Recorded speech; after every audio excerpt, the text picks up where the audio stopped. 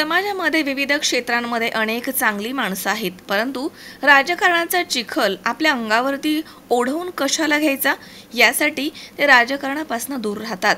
अशा माणसांमुळेच राजकारणामध्ये वाईट माणसांचं प्रमाण वाढतं. राजकारणाची गटारगंगा झाली आहे. अशी केवळ टीका करण्यापेक्षा ती स्वच्छ करण्यासाठी सज्जन माणसांनी राजकारणामध्ये उतरलं पाहिजे. तरच राजकारणाची गटारगंगा स्वच्छ होऊन देशाची लोकशाही बळकट होईल, असा विश्वास माजी राज्यमंत्री सदाभाऊ खोत यांनी व्यक्त केला. जाधवर ग्रुप ऑफ इन्स्टिट्यूट तर्फे नर्हे येथील संस्थेच्या सभागृहामध्ये आयोजित करण्यात आलेल्या 7व्या युवा संसदेचा समारोप झाला. यावेळी माजी खासदार डॉक्टर विकास महात्मे तसेच संस्थेचे अध्यक्ष प्राचार्य डॉक्टर सुधाकर जाधवर, उपाध्यक्ष आणि युवा संसदेचे अध्यक्ष ॲडव्होकेट शार्दूल जाधवर, खजिनदार सुरेखा जाधवर आदी या ठिकाणी उपस्थित होते. नगरसेवक गणेश बिडकर आणि दत्तात्रय धनकवडे यांना आदर्श नगरसेवक पुरस्कार, तर खासदार अशोक नेते यांना आदर्श खासदार पुरस्कार यावेळी देण्यात आला. तसेच भरीव सामाजिक कार्यासाठी माजी सरपंच भास्कर पेरे पाटील यांना यावेळी जीवन गौरव पुरस्कारानं सन्मानित करण्यात आलाय. पुणेरी पगडी, शाल, सन्मानचिन्ह, सन्मानपत्र असं पुरस्काराचं स्वरूप. जातीपातीचं सोनं झालं या, जातीपातीचं सोनं झालं या आणि गावगाड्यातल्या मातीची राख झाली या, गावगाड्यातल्या मातीची राख झाली या. जातीपातीचं सोनं झालेलं आहे.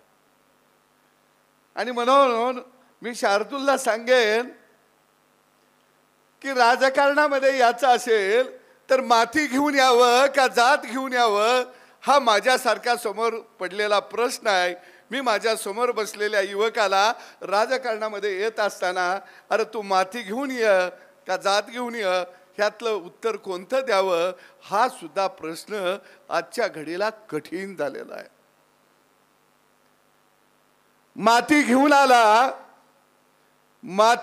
आला तर त्याची माती होती या, आणि सोनं घेऊन आणि जात घेऊन आला तर राजकारणामध्ये त्याचं सोनं होतं या.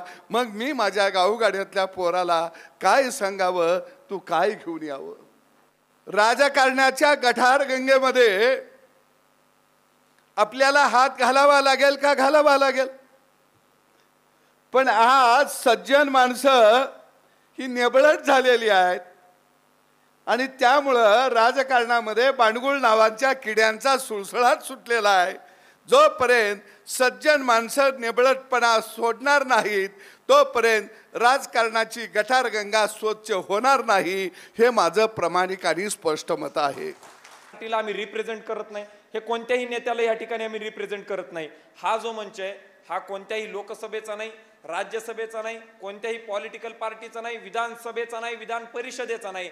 हा जो मंच आहे हा मंच भारतामधल्या जवळपास 80 कोटी जे आमच्या देशामध्ये युवक आहेत यात त्या सगळ्या लोकांना रिप्रेझेंट करणारा हा मंच आहे.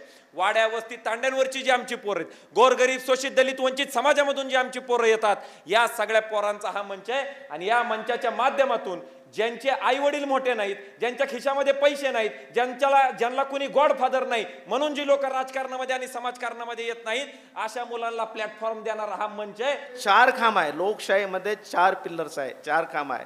या 4 खांबाच्या 4 पिल्लरच्या माध्यमातून विकास होत असतो.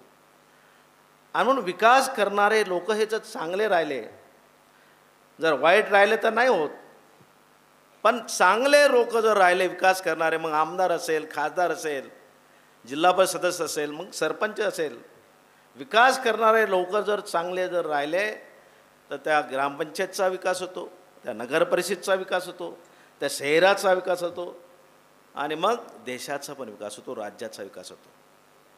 चांगले लोक राहणं ही काळाची गरज आहे. मी इथं आल्यावर पाहिले या संस्थेचे एक ब्रीद आहे बघा, वाक्य पहिलंच, बल बुद्धी आणि सद्विचार घेऊनच राजकारणात या, नाहीतर नाही आले तर तिकडेच राहा, काही फरक पडणार नाही. चांगल्यासाठी या, चांगल्यासाठी या, चांगलं करायसाठी या.